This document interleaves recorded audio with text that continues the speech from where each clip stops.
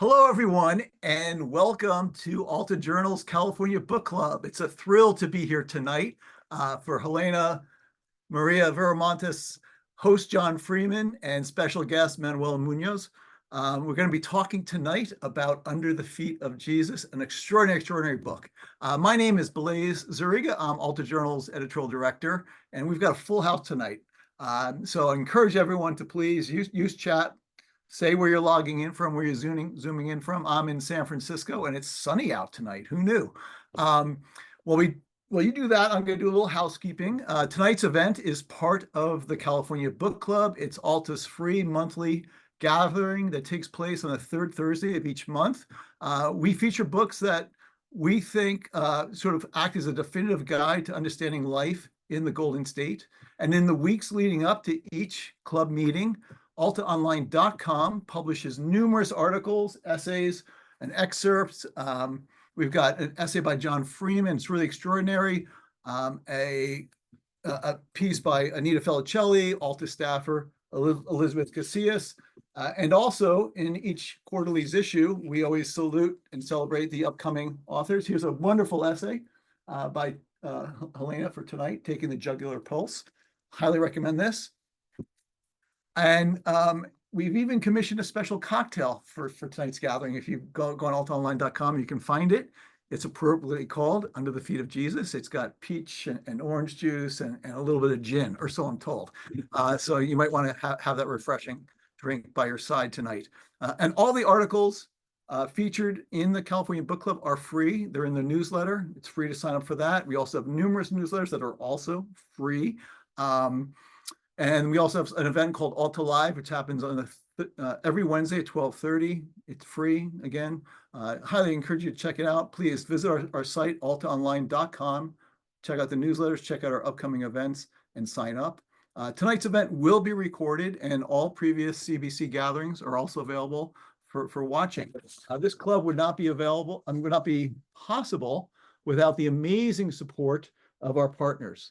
The Los Angeles Public Library, San Francisco Public Library, yay! Huntington USC Institute on California in the West, Book Passage, Book Soup, Vroman's, Diesel Bookstore, Books Inc., Green Apple Books, Bookshop West Portal, Narrative Magazine, and Ziziva. Please support our partners. If you don't have a copy of this extraordinary book, please visit your local indie and pick up a copy and some other CBC books as well. And now for the offer tonight. Let me tell you, you can subscribe to Alta, support our work. It's $50 a year for an all-access pass, which includes 4 copies. 4 issues of our quarterly journal, unlimited online access. We're also throwing in 5 years worth of our famous Altitude cartoons, which are on the back page of every issue. And also, we've just announced it's live on the site. We haven't announced it yet, I should say. Tonight, we're announcing it. Sneak peek special for our California Book Club guests. We're doing a $20 t-shirt sale. These beautiful t-shirts, they're very popular. And it's end of summer, Labor Day, back to school special. We've reduced the price to just $20. So pick your favorite color. I'm partial to the yellow. The green, I think, is the most popular. Stone close behind, and of course, rust is very cool for the fall. We've also reduced the price on our California Book Club tote bag, backed by popular demand. Save $10. This is now $15. Free shipping on all items. So please check it out. Support us. Wear your love for California literature on your sleeve or carry it around and put some good books inside that. I think I'm probably out of things to pitch. So thank you, everyone, for joining us tonight. Get ready for an extraordinary evening. Please, again, visit our site, sign up for some things. And without further ado, please let me turn this over to the host of tonight's California Book Club gathering, the extraordinary John Freeman. John. Thank you, Blaise. Hello, everybody. I know chat is disabled. We're working on it. But in the meantime, we've got a great show tonight. One of the goals of this club, as those of you who have been before, has been to sort of bring books forward which have always been regarded as classics, but yet haven't been celebrated, we think, rightly as such, as much as they should be. And tonight's book, Under the Feet of Jesus, is certainly one of those. I mean, we've been trying to choose books that are about California and California life, but what do you say California life is when one quarter of the food eaten in America comes from California? When 40% of the vegetables that are consumed in America come from California? What is a California story then? And how much of us have been touched by California food, but have never actually seen someone who's been growing it? How much of us have read about their stories? How much of us know someone who's worked in the fields? Uh, tonight's guest, Helena Maria Viramontes, has dedicated her life to doing that, just that, to basically, as she wrote in her piece, Why I Write and How I Write, institutions profit from our invisibility, so I feel compelled to reveal our human faces through sensory world building.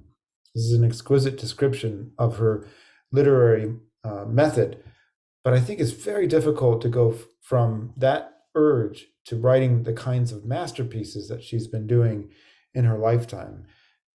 She was born in East LA, grew up there, went to Garfield High School during the Chicano blowout, something we'll talk about. Went to Immaculate College and got an MFA from Irvine. But that sentence covers about 40 years of time. And so we're also going to talk to her a little bit about her journey to writing books. She's the author of 3 books. The novel that we're going to be talking about tonight, Their Dogs Came With Them, which was published in 2007, and a collection of stories called The Moth and Other Stories.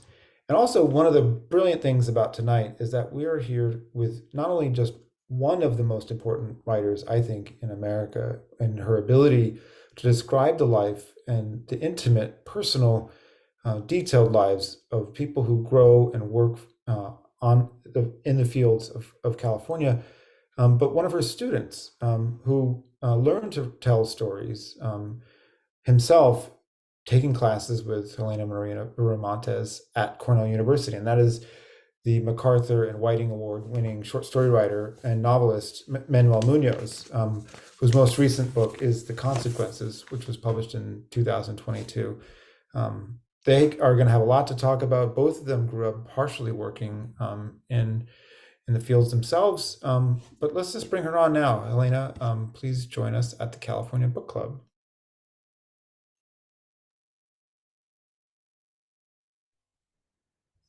Hello, John. Thank you. The chat is on. You're here. Everything is right in the world. Let's dive right in. One of the things that opened a lot of doors for me was noticing the dedication page of this book, which is dedicated to your parents who met picking willow cotton and to Cesar Chavez. And I want to begin with those 2 dedications and what they mean for this book and why you chose to attach them to this, your second book. Well, first of all, John, thank you so much for all the work that you've done in this wonderful sort of organizing of this reading, and then also for your wonderful essay that you wrote. Going back to that particular dedication page, my parents met in Button Willow picking cotton. That was my mother's story. That was my father's story. Before that, my grandparents, my mother's mother and father, met in the fields. And so for me, the thing of it is that we have whole generations. Our families have our family has had whole generations of people who have been working in the fields. So I felt that it was very, very important for me to acknowledge that. And I just thought, they may not have the most wonderful marriage, but they were dedicated to each other, and it began in the fields. To Cesar Chavez, I mean, when I began writing Under the Feet of Jesus, about halfway through the first draft, I came to realize that he had died. He had just died, and I really wanted to write about his death, because how could you not write about the farm working community and not to include Cesar Chavez? But each time I began a chapter in terms of writing, I had this imagery. I had this, the sun going down. I had people working out in the fields, returning home, and the sun shining, the dust shining behind their back or settling on their back. But then I realized that that was me. That was me. That was Helena Viramontes, and it was an Estrella story. And in fact, I actually put a tag on my computer that says, "Elena, keep yourself out of the narrative." In other words, her story to be a complete story, and I did include a paragraph in which there's organizers that come to the fields after the foreman leaves, and they give these pamphlets with the United Farm Worker sign on it. But I felt that I mean, look, our family, it was based in doing a lot of farm working. My husband followed the fields from Texas all the way to Michigan.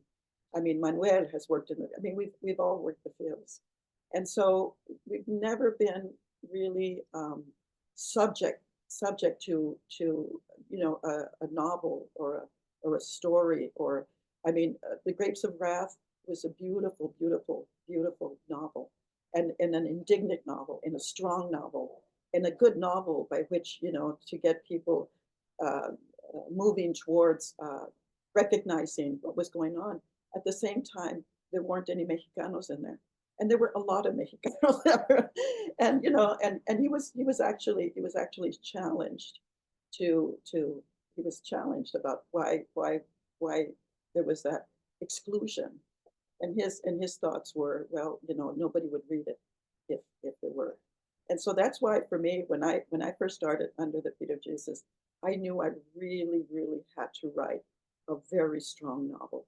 And I really, really had to work towards embodying these people with the sensory perception, because I feel that the only universal aspects that we have as human beings is to seek meaning and senses. And so for that, to make it universal, because, we may share some things, but we don't share everything. And so to make it universal, but to also make it specific, culturally specific, but make those connections to the universal in the senses, I knew I had to work really, really hard. And that's what I committed myself to doing. And the wonderful, wonderful part about this experience in writing Under the Feet of Jesus, and I mentioned it in the interview before, was the fact that the characters were so generous.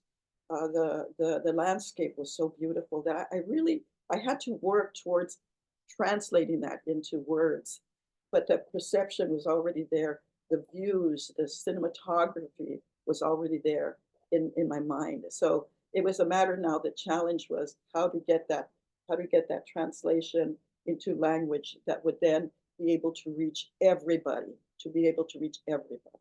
and that's where the senses come from. So, for me, I was just very, very dedicated to the community of the farm working community, and dedicated to, I don't know, part of it was because too, I mean, we all work so hard, and we're not given the respect or the safety measures or the pay, and yet, as you said, we without the farm working community, where would the food be? Where would you get your apple or your orange or your salad?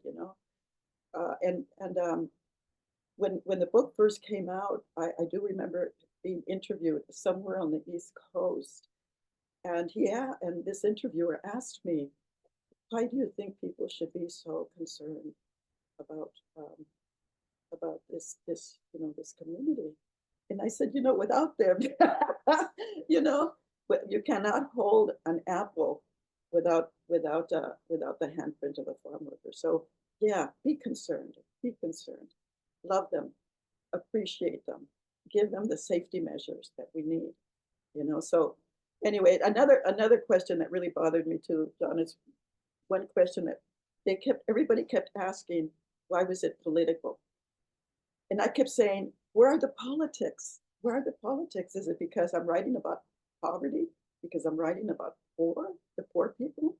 Is that what I said, is that why then you therefore call it politics? Because that's why I kept myself out of the narrative. I could have written, a didactic, paragraphs. I could have, I mean, even John Steinbeck in his interludes, he has those chapters of those riffs, you know, incredible indignation. You know, I could have done something like that, but I said, no, no, no. I really want to put faces on these people, you know, and let not the politics get in the way. If you haven't read the book yet, we begin on the first page. Estrella, who's a 13-year-old girl, is traveling with her mother and her two twin siblings and her mother's boyfriend, Perfecto. They arrive at a barn in Central California, and she wonders if they've always been meant to be going there. Over the course of the next 180 pages, they turn the barn into a sort of home of sorts. Her mother puts their birth certificates, which prove that they're American citizens, under a statue of Jesus. They proceed to begin to try to remake the place. They go to work. They meet some cousins who are illegally picking peaches next door, one of whom takes a shine to Estrella. And over it, really, one of the things that I love so much about this novel um, is that it really proceeds not by their lives are difficult, as you mentioned, because they are poor, they're struggling, they don't make a lot of money, they have to find places to work. Estrella's father has left and gone back to Mexico. But so much of their lives are defined by how they care for each other and how they love each other and the things they do for each other and how they help each other. And I wonder if you can talk a little bit about that because it feels like a very key decision that you've made is not to sort of beat your characters up and make us empathize with them through their suffering, but rather to show us that they're human by showing us how they love. Oh, that's so beautiful, John. Yes, yes, and I think that so you know, certainly you know, I'm imbued with that radical notion of love through my family, who was very my family. You know, we grew up very poor, uh, but but uh, but my older sisters were incredible in their generosity and taking care of us, and it was never it was always about taking care of each other, you know. And so even though I had experiences outside of the house that were horrible or you know awful or mean or cruel, I knew when I as soon as I stepped into the house that I was loved, and I was loved, and I was loved by my sister. So that always that sense always stayed with me. Um, I think too that it's important to remind everybody of the resiliency that we all have in ourselves.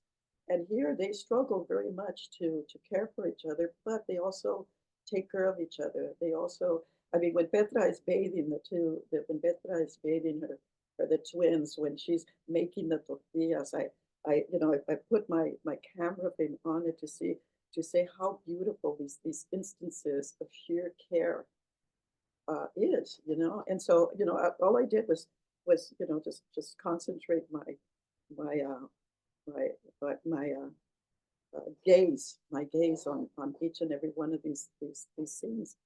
I just think it's important that you know we don't give ourselves enough credit for the beauty of our lives, you know.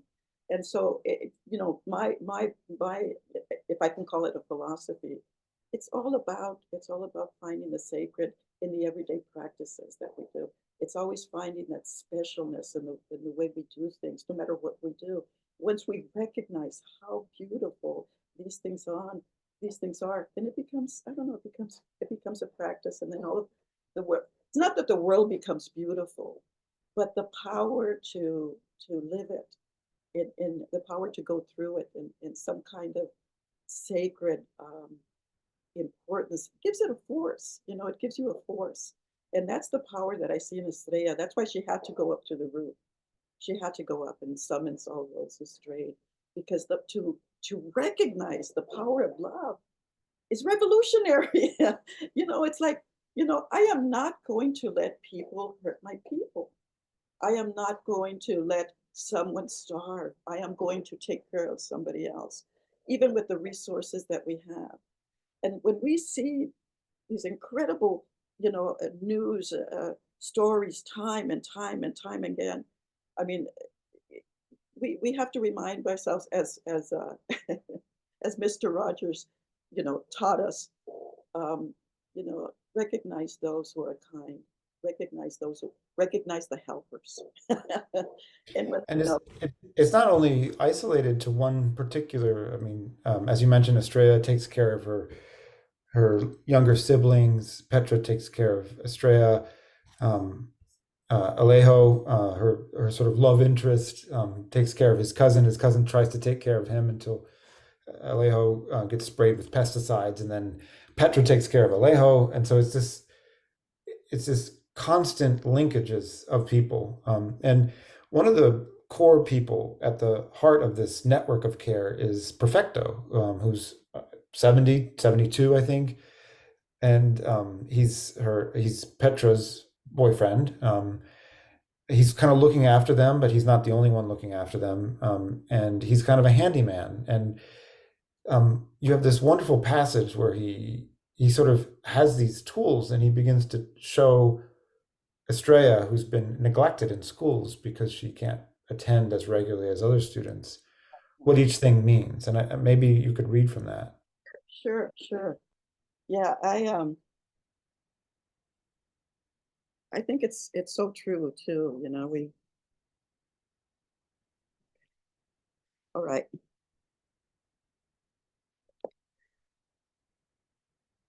So what is this? When Estrella first came upon Perfecto's red tool chest like a suitcase near the door, she became very angry. So what is this about? She had opened all that tool chest and all that jumbled steel inside the box, the iron bars and things with handles, the funny shaped objects seemed as confusing and foreign as the alphabet she could not decipher. The tool chest stood guard by the door, and she slammed the lid closed on the secret. For days she was silent with rage. The mother believed her to be a victim of the evil eye. Estrella hated when things were kept from her. The teachers in the schools did the same, never giving her the information she wanted. Estrella would ask over and over, "So what is this?" and point to the diagonal lines written in chalk on the blackboard with a dirty fingernail. The script A's had the curticule of a pry bar. A hammerhead split like a V. The small eyes resembled nails. "So tell me." But some of the teachers were more concerned about the dirt under her fingernails. They inspected her head for lice, parting her long hair with ice cream sticks. They scrubbed her fingers with a toothbrush until they were so sore she couldn't hold the pencil properly. They said good luck to her when the Pisca was over, reserving the desk in the back of the classroom for the next batch of migrant children. Estrella often wondered what happened to all those things they boxed away in tool chests and kept to themselves. She remembered how one teacher, Mrs. Horn, who had a face of a crumbled Kleenex and a nose like a hook, she did not imagine this, asked how come her mama never gave her a bath. Until then, it had never occurred to Estrella that she was dirty, that the wet towel wiped on her resistant face each morning, the vigorous brushing and tight braids her mother neatly read were not enough for Mrs. Horn. And for the first time, Estrella realized words could become as excruciating as rusted nails piercing the heels of her bare feet. The curves and tails of the tools made no sense, and the shapes were as foreign and as meaningless to her as the chalky lines on the blackboard. But Perfecto Flores was a man who came with his tool chest and stayed, a man who had no record of his own birth except for the year 1917, which appeared to him in a dream. He had a history that was unspoken, memories that only surfaced in nightmares. No one remembered knowing him before his arrival, but everyone used his name to describe a job well done. He opened up the tool chest as if bartering for her voice, lifted a chisel and hammer. "Aquí, pégale aquí," to take the hinge pins out of the hinge joints when you want to remove the door. Start with the lowest hinge. Tap the pin here from the top. Tap upwards. When there's too many layers of paint on the hinges, tap straight in with the screwdriver at the base, here where the pins widen. If that doesn't work because your manitas aren't strong enough yet, fasten the vise pliers these, then twist the pliers with your hammer. Perfecto Flores taught her the names that went with the tools. A claw hammer, he said with authority, miming its function. Screwdrivers, see, holding up various heads and pointing to them. Crescent wrenches, looped pliers like scissors for cutting chicken or barbed wire. Old wood saw, new hacksaw, a sledgehammer, pry bar, chisel, axe, names that gave meaning to the tools. Tools to build, bury, tear down, rearrange, and repair. A box of reasons his hands took pride in. He lifted the pry bar, she lifted the pry bar in her hand, felt the coolness of iron and power of function, weighed the significance it awarded her, and soon she came to understand how essential it was to know these things. That was when she began to read. Thank you. I love that passage. You wrote in your essay that the library was a sacred space for you and the dictionary was your Bible. And I don't want to put too heavy a Catholic gloss on this, but we do approach a kind of manger. There is an unborn child being carried in Petra. There are some wise people.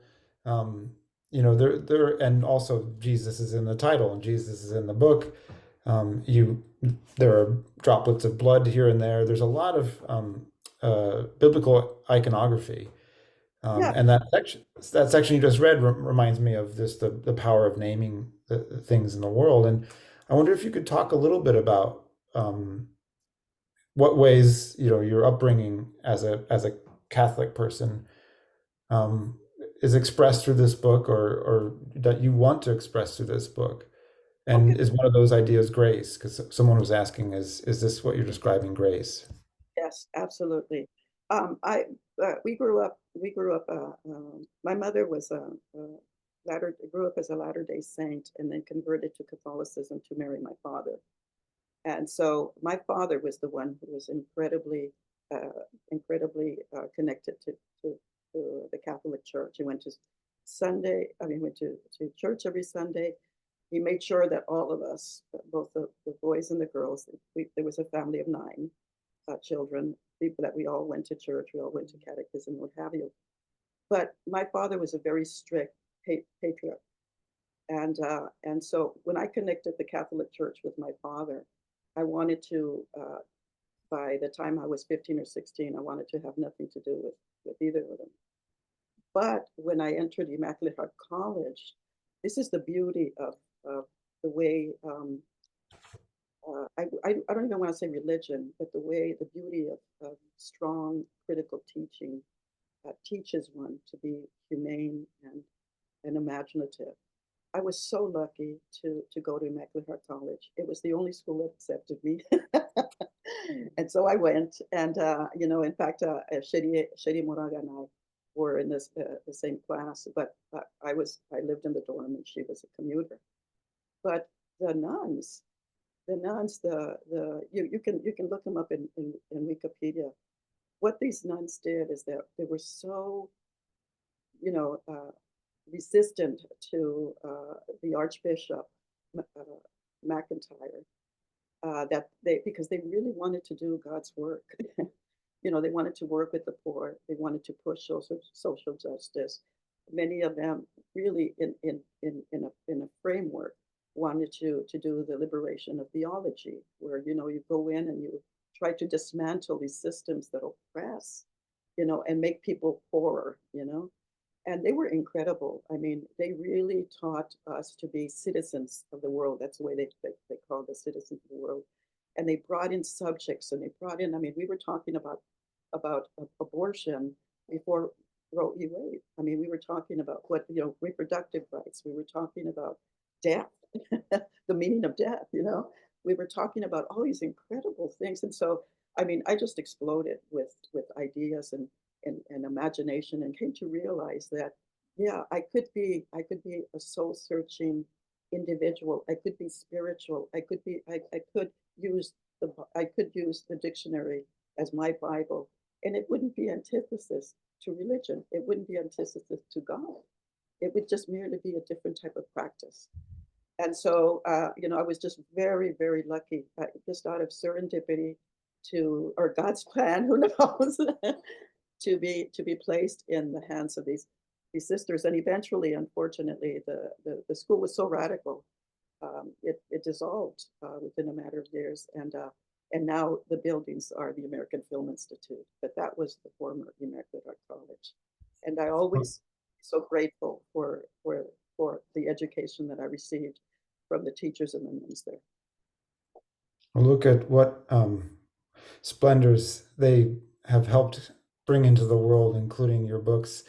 And I suspect you probably teach in a similar way, in the sense that you teach like you're taught sometimes. And if you've been, turned into a thinker by a teacher, if you get the chance to teach, you tend to lean into that. And I want to bring on someone who has been in your classroom and has clearly benefited from it, because he is, to my mind, one of the best short story writers alive in the world, full stop.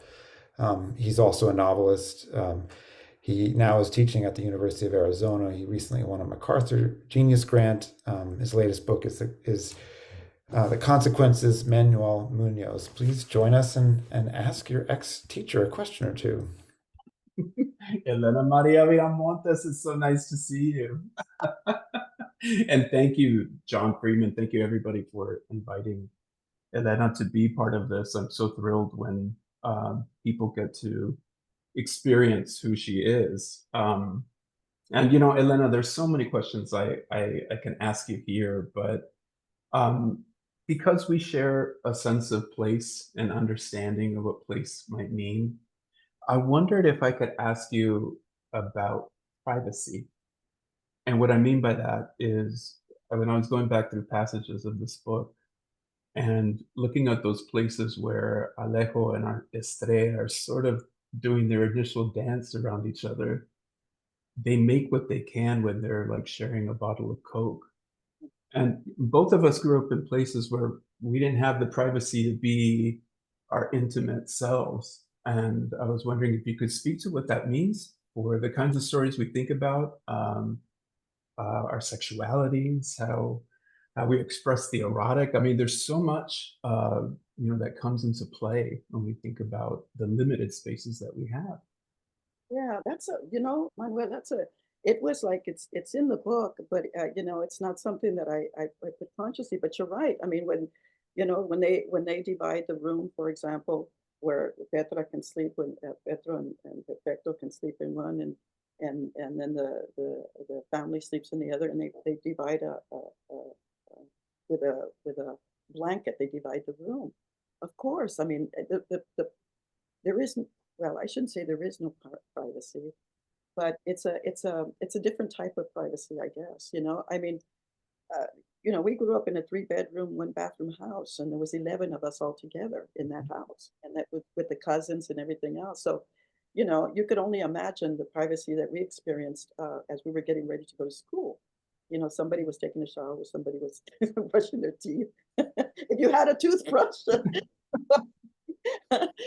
this kind of thing. But it was something that I lived, but never thought about. But you're right, Manuel, you're right. I mean, how did you experience it out when you were working on the?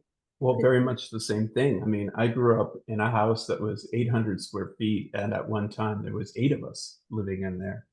But the reason I bring up that question, or I ask, the people who are listening to this conversation tonight, is as you're moving through the novel and thinking about space that way, it's also an encouragement to look at even the smallest details, because that's what you taught me to do.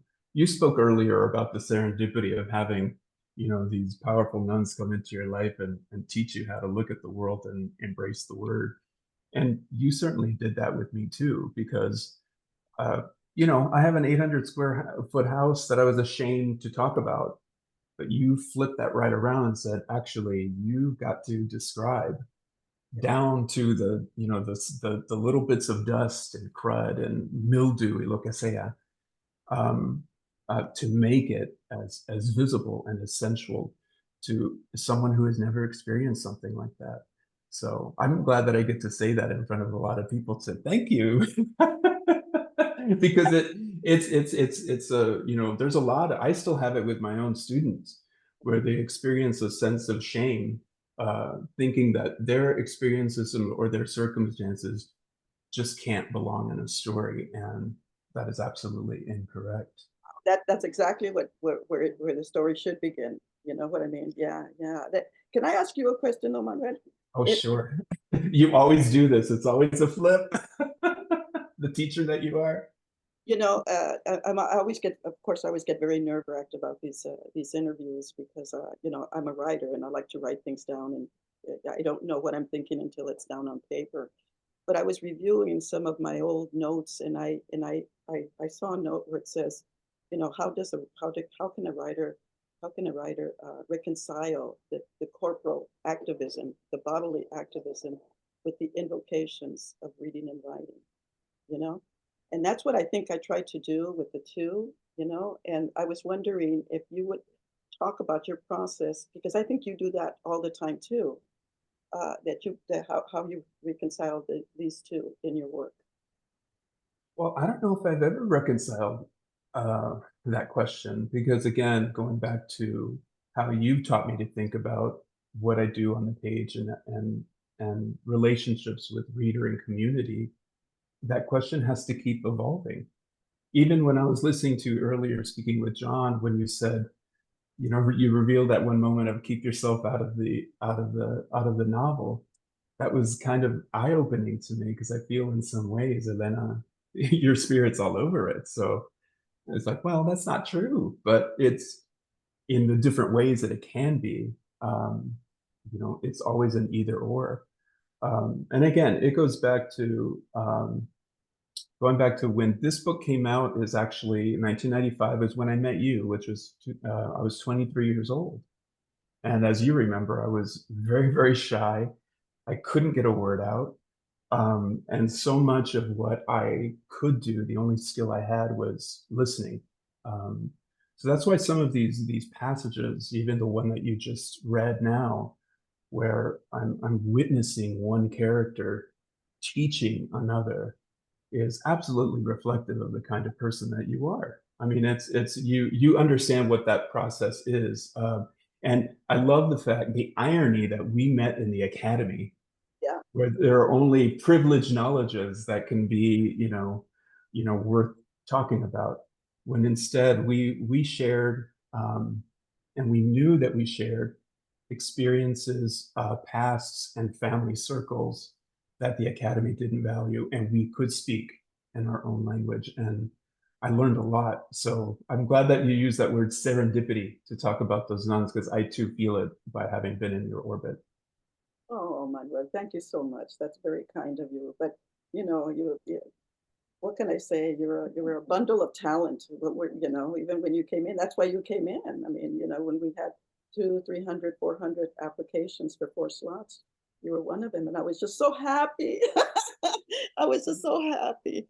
But Manuel, can you? I never asked you this question, but what is it? What is exactly your process in terms of when you're writing short stories? Because earlier I was talking to Anita about the structure of the pieces, and then how the material how the material evolves into really gut-wrenching endings.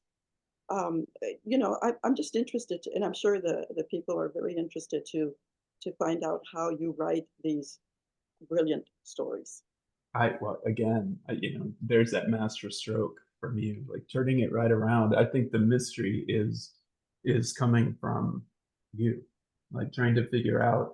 And I when I met you, 95, I left Ithaca in 99, but you were well on the way to writing and thinking about their dog skin with them. And and I suspect that the deliberation and the amount of time that you were taking on that novel was the same process that that was at stake with Under the Feet. what I find so remarkable about Under the Feet is that it's a compact novel. I mean, I've never told this to you before, but one of my ambitions is to one day write a compact novel that is in the spirit of this book, because it is an extraordinarily well put together narrative that does so much in so little space. Um, I'm not going to go so far as to say that that's what got me to write the short story or to move into that form, but it encourages me to think about how so much can happen in so little space. And maybe it's because we both understand what it means to not have space, or to have only open space, and needing to figure out a way.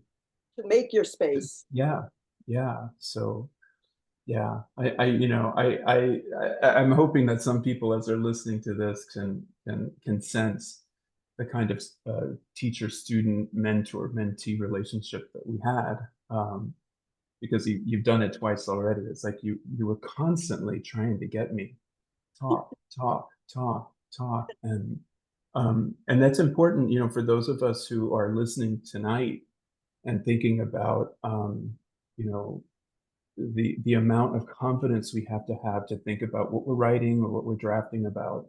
Sometimes it's being in the hands of somebody who you really trust, who can encourage you to go after what's really in your mind's eye and shape it on the page. And once again, that's a testament. It's a testament to you.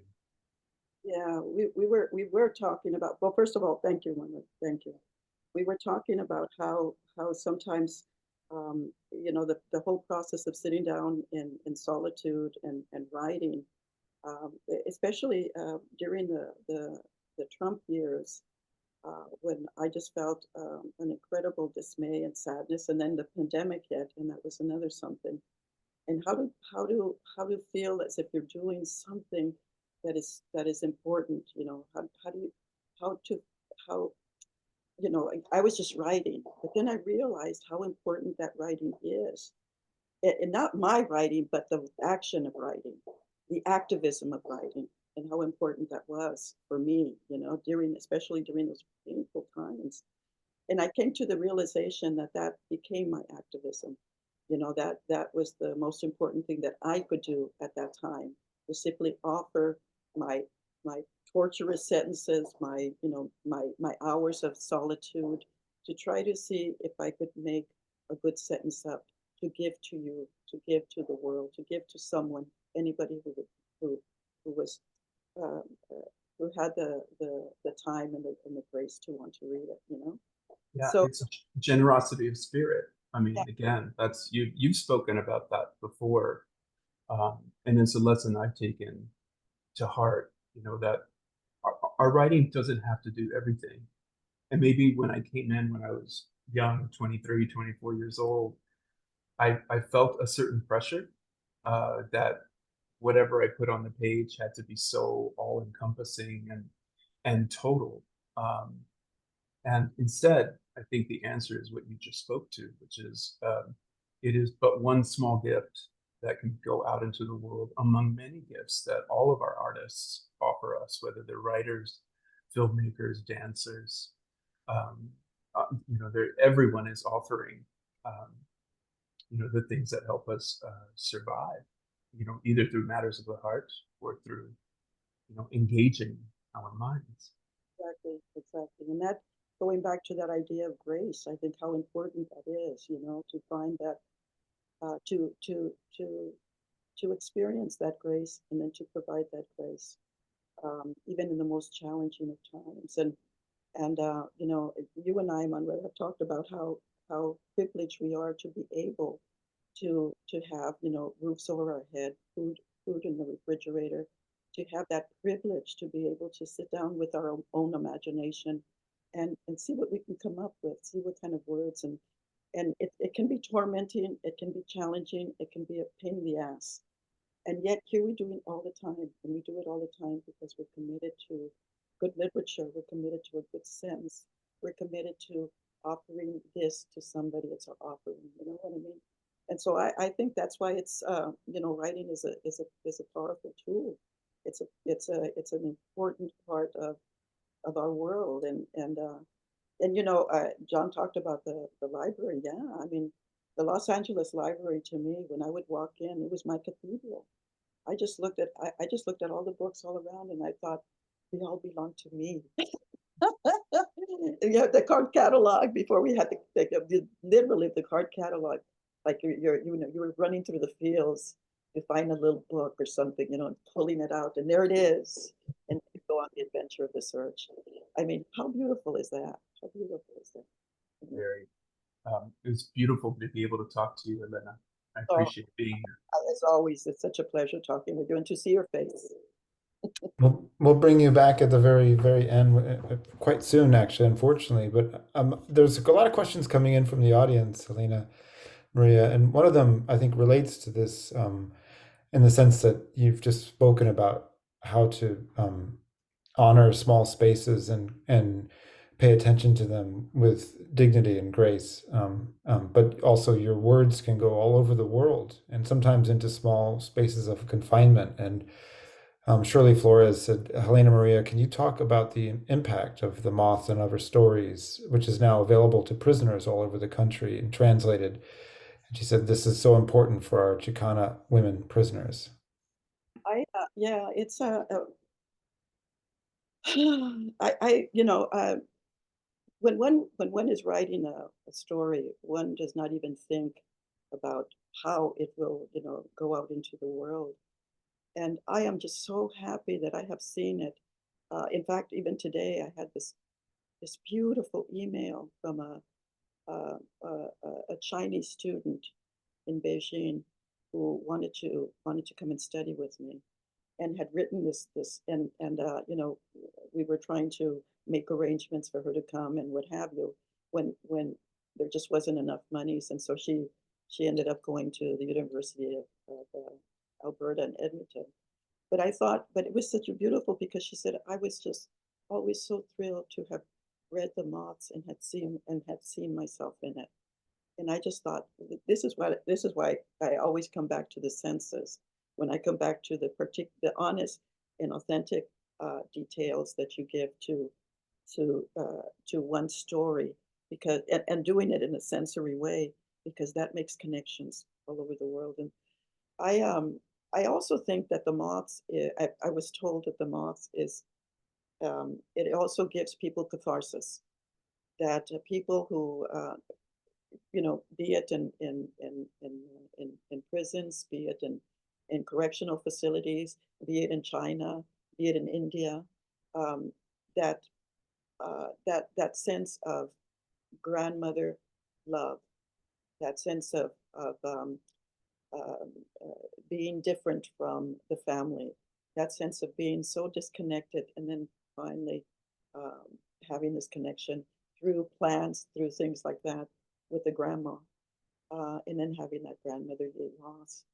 That that pain, I think, is a catharsis. People everywhere will write to me about how two things happen whenever they read The Moths. And I should be collecting these because I think they're so beautiful. One of them is that then they have an experience with the moth.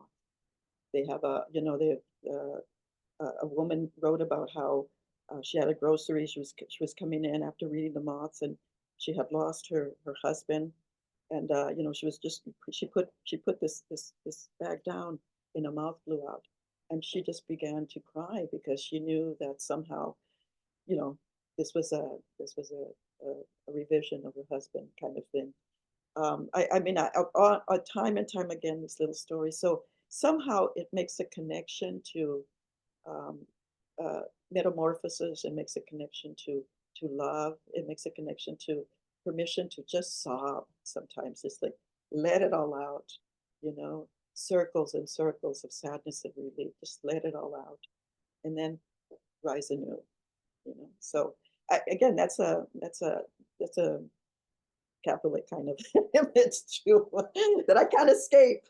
But I've been very, thank you so much for that question, because I've been very lucky to have that those kind of correspondence with people who have just told me how much touched by the moths. Well, you have a way of telling stories that resonate with people. As you were speaking about the library, Estrella Gonzalez wrote, as someone who grew up in East LA, the public library was a safe haven for this reading and writing nerd. And a librarian also says, thanks, this is really great to hear. And Terry F's wrote, going through the card catalog, like running through the fields. What an amazing way to describe the library. And Bernadette Rivero wrote, asks, what was the first book that was truly moved you as a child, and how about as an adult? Well, there were two sources, I think.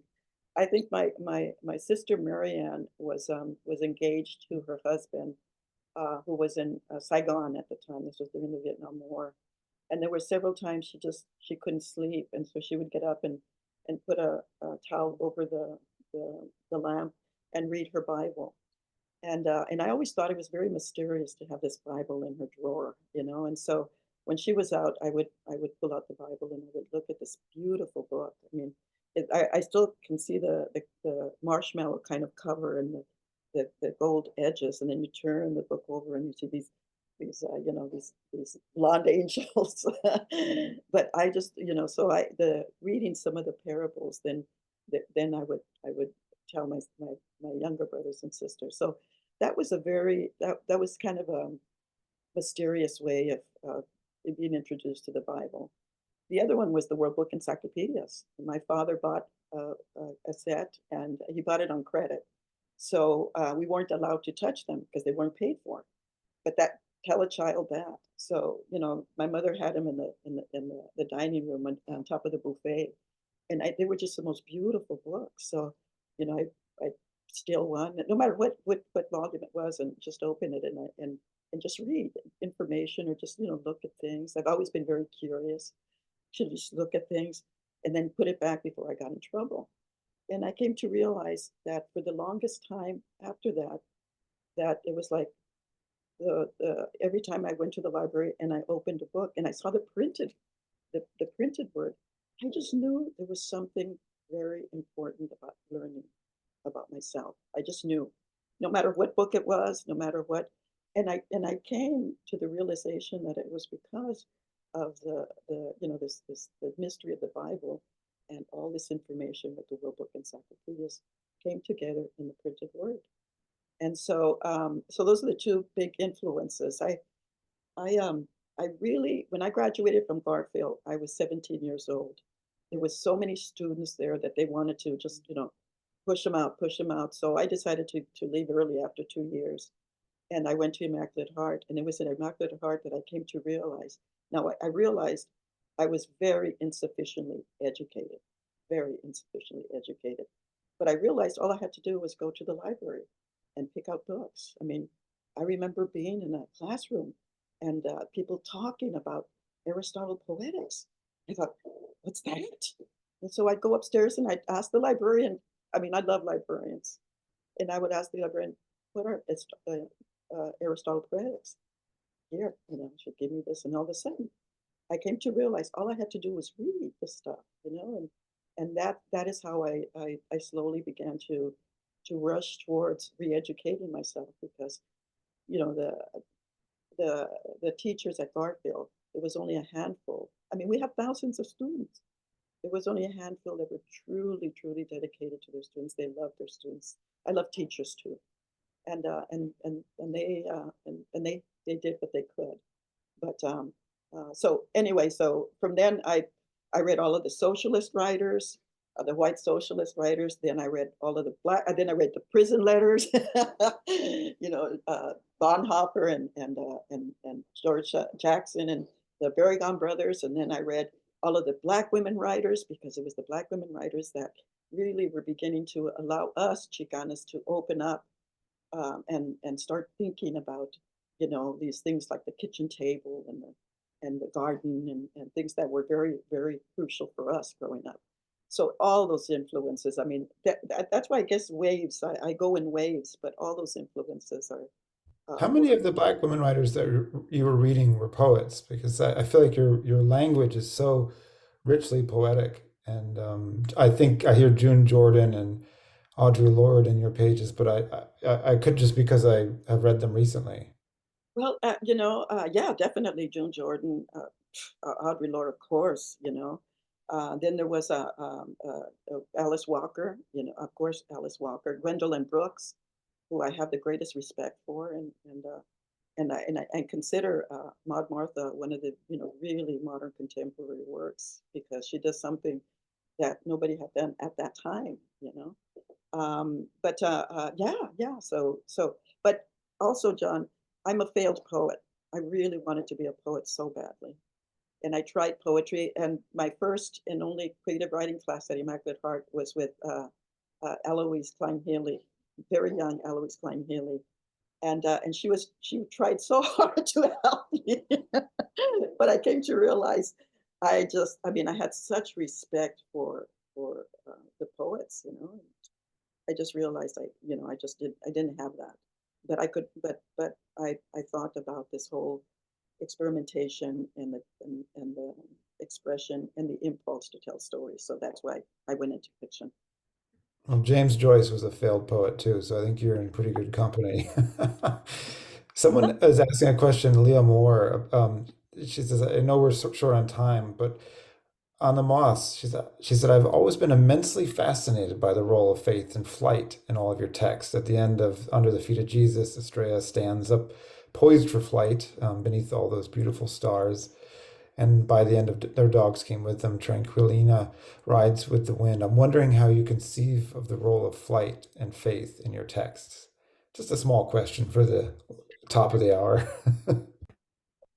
Well, with the dogs, with Don Carlina, I mean, in fact, I had to rewrite the whole dog novel because of that paragraph at the very end that I really felt was important. Um, I just part of that had to do with this whole, the African American myth, if people would fly, you know. I always thought that was such a powerful story that this creation of these magic words that could be whispered in somebody's ear and giving them the power to fly. When I just thought that was for me the metaphor of what imagination is, the metaphor for what reading is, the metaphor for books. And so, uh, it became natural to me to see flight as the flight of the imagination, both metaphorically, physically, spiritually. Oh, that's such a beautiful answer because Lauren Coates has been commenting. Thank you, Lauren, for all your comments. Just mentioned Song of Solomon, Yes, um, which yes. is a book I thought of when I was reading this, and I think it's. Can you talk a little bit about Morrison Well, and influence on you? I mean, what I did is that I'm working on the Cemetery Boys right now, and of course, Toni Morrison was a Cornell alum too. So she's been here before her passing. She was here at least 3 or 4 times while I was here, including being invited by the creative writing program to spend 2 days with us here. She is an incredible. I mean, she is not only is she a visionary, it comparably to James Baldwin, but also the stories. I mean, the Song of Solomon is such an interesting novel because there's a lot of really magical realist moments that people don't really talk about, and I think it's an essential part of the novel. So, I mean, one of the things that I did when I was writing The Cemetery Boys, I went back and I reread The Song of Solomon, and of course, I reread Beloved because I wanted to see what those elements and I hate that term magical realism. I mean, it's a it's a make up another term. Maybe there's a miraculous the miraculous language, or there's something that we experience when we read that somehow we make connections with it, even though there's flight, for example. So yeah, I have the. I mean, she truly is one of my inspirations as well. Um, we've got Manuel back on because we're going to have maybe a couple more rounds, just very briefly, because we're passing the hour mark. There's Linnell George loves your description of your self-guided journey through literature and that thirst, and a lot of love for Maud Martha. One of our previous guests, Robin Cost-Lewis, was a huge fan also of Gwendolyn Brooks and considers her the great American modernist that no one fully appreciates as such. And but I want to come back to that self-guided thirst. Manuel, you had this really beautiful description of sort of meeting incongruously in the institutions, which told you to your face that what you knew and where you're from was not of value. But you managed to come out of there and thrive. You at Harvard, Helena María Viramontes at Immaculate College. Can you talk a little bit about maintaining that thirst and maintaining, both of you, I guess, whilst being in academia, a sense of that self-guidedness? Because once you're in academia, there's a lot of lists of what you have to do and what you ought to have read. But the beauty and freedom of a library is getting to choose.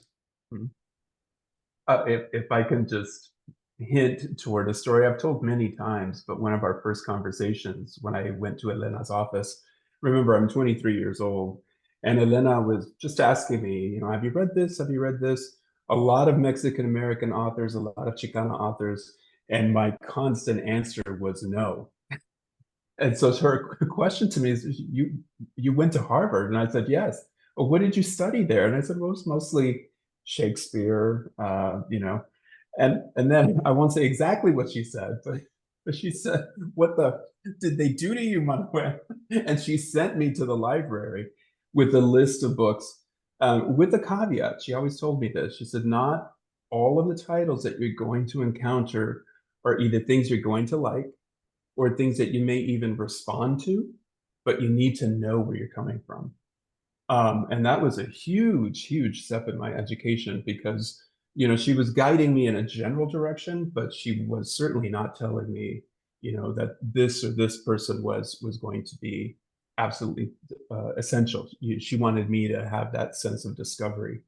So it speaks to that, really figuring out, on the one hand, your own way, but again, the power of having the chance to develop your own curiosity when the library is handed to you, and developing that skill of checking things out and being curious.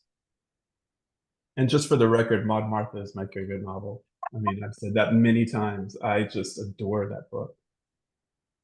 It's funny because you have to, we forget if we don't have the history, and we're not taught the history of even social movements in this country. We think we're reinventing the wheel, or we don't think it's possible. And the thing of it is that it's important for us to go back and look at our histories, and also look back at our literary legacies. That's why for me it was fundamental for me to read the white socialist novelists like John Steinbeck, like Upton Sinclair, like St. Clair Lewis, to see what they were doing with their times and the responses of their times to in terms of literature. So I think that's what I think it's very, very important. I also think it's important to acknowledge that the academy didn't just open up the doors and say, hey, listen, let's have a Latina specialist, and let's recognize that African American literature is a literature worth teaching. No, it was a struggle and demand of students and academicians, and real struggle to have these these doors open. And once they're open, as Harris would say, we're not going back. We're not going back, But there's always that danger of just having the door shut. But in other words, don't take things for granted. Always be vigilant to your teachers and what they're teaching you, and to the subject matter, because that's very important. As a last question, since we're getting on towards 10 after, Rana Saba Heckman says, as a writer, I'm constantly struggling with how much of my own story and my family's story to work into what I'm working on, essentially? Do I keep out of the narrative, and how much of my own experience to share? I find it incredible, the tension and opposition in this. How do you reconcile this? Helena, you mentioned avoiding political rifts, incredible indignation. Is there more you can say? Is there more you could say, Manuel? Yeah, it's a question that, I mean, that a lot of people deal with, especially if they have very intimate stories that the impulse is to tell them, but they don't know how to write the fiction. And I always go from a visceral thing where I said, okay, you think about it, you experience it, and then you know let it slowly filter in, and then as it filters in, then you feel this experience. Once you're acknowledging that you're feeling this experience, then you push it out, and you have to distance it. You have to distance yourself from it, and then you push it out into fiction, and that's the only way you do it. You know, it's like I was telling Manuel earlier. It's like going into a haunted house. You know, but if you can't come through the front door because you're too afraid, try a window in the back. Try a ladder and go on, go into that. Try a different route. Just try a different route. Same house, you know, same stories, but just try a different opening. I think the most important thing is developing that kind of fictive distance, you know, and then you feel more comfortable. You know, the experiences that I wrote about with Estrella were certainly some of my experiences.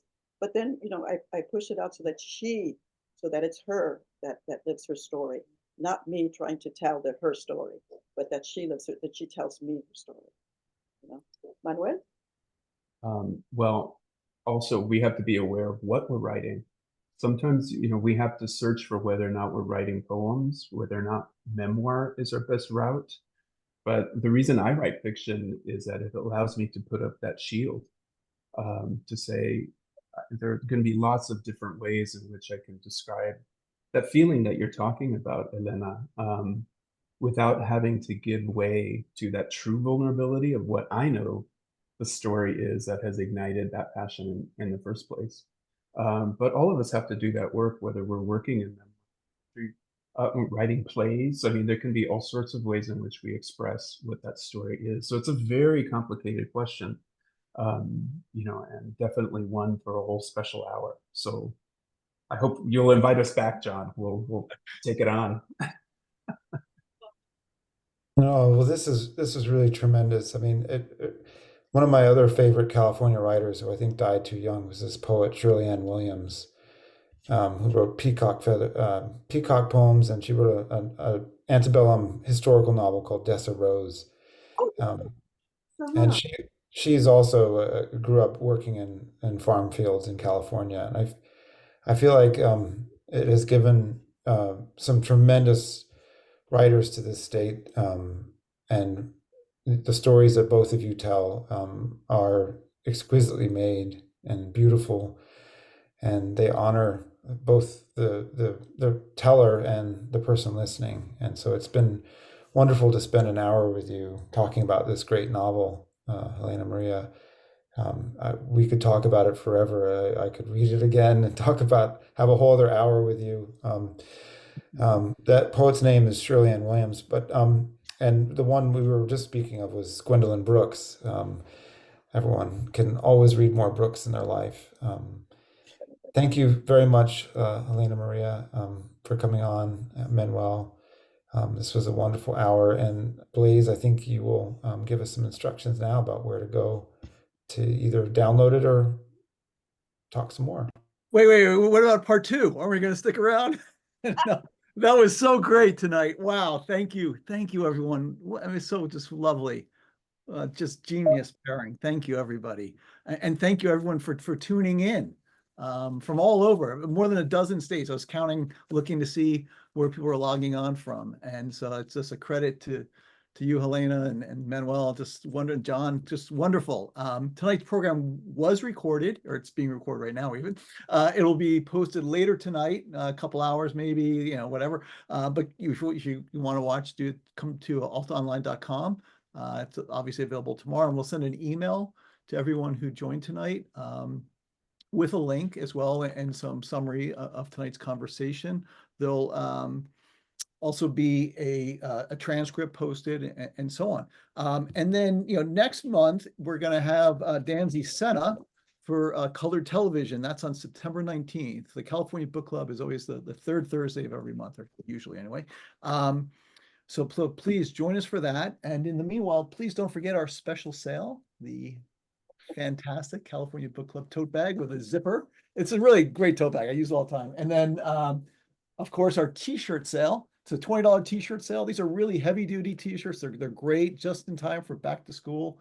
Normal price is $35. We're calling it the $20 t-shirt sale. And if you haven't, really mean a lot to us if you could join. It's $50 a year for the full all access. The issues alone are $15 at an independent bookstore or from altonline.com. We have free shipping and no tax because it's a magazine. Just that price alone is worth it to read the extraordinary essay by Helena, or next month is Danzy Senna, and each author pens an essay about why I write. So that they're extraordinary and very inspiring. And then if not, there's a $3 a month membership, you name it. Again, we just appreciate your support. So thank you for that. And please stay safe and hope to see you all next month. Okay. Have a good night, everybody. Thanks again. Bye-bye. Thank you. Thank you.